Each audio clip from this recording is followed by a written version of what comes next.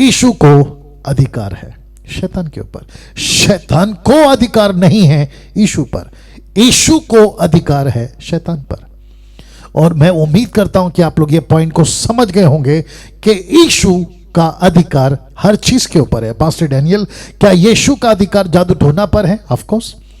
क्या यीशु का अधिकार दुष्ट आत्मा पर है? Of course. क्या दुष्ट आत्मा यीशु को जानती हैं? Of course. 100% नहीं, 1,00,000%।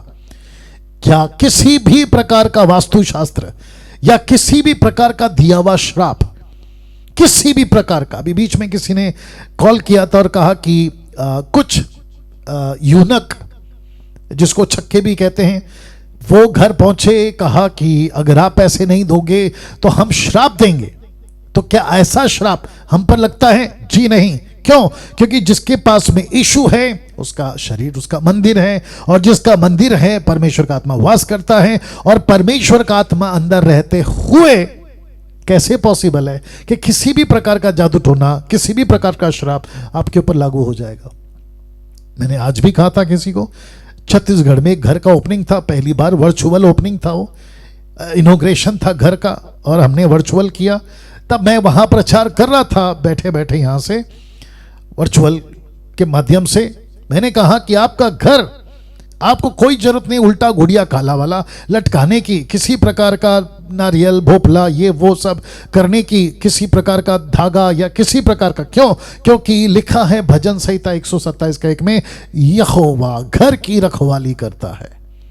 अगर घर का रखवाली यहोवा ना करे तो बनाने वाले का परिश्रम व्यर्थ होता है। इसको उल्टा करेंगे तो रखवाली यहोवा करेगा, घर की रक्षा यहोवा करेगा, और उनका परिश्रम सफल होगा।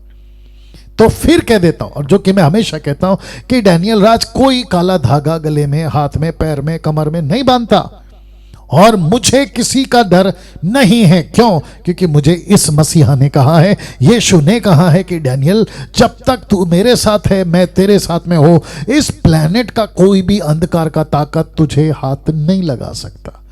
तो अपनी पीठ को थपथपाए जितने मसीह में हैं, आपको किसी से नहीं डरना है। काली बिल्ली से नहीं डरना है, काँव काँव करने वाला कौवे से नहीं डरना है, किसी के श्राप से नहीं डरना है, पूर्वजों के श्राप से नहीं डरना है। एक और बकवास वाली कॉन्फ्रेंस मैं बीच में सुन रहा था कि पूर्वजों के श्राप को कैसे तोड़े, और सिखा किसको रहे हैं? मसीहों को। जबकि 2 कुरिन्थियों 5:17 कहता है कि जो मसीह में है वो नई सृष्टि है, पुरानी बातें बीत गई। तो मुझे नहीं समझ में आता कि वो सो कॉल्ड, नाम तो मैं किसी का लेता नहीं हूं, लेकिन मुझे नहीं पता वो सो कॉल्ड को ये बुद्धि क्यों नहीं है कि जो मसीह में है वो नई सृष्टि है।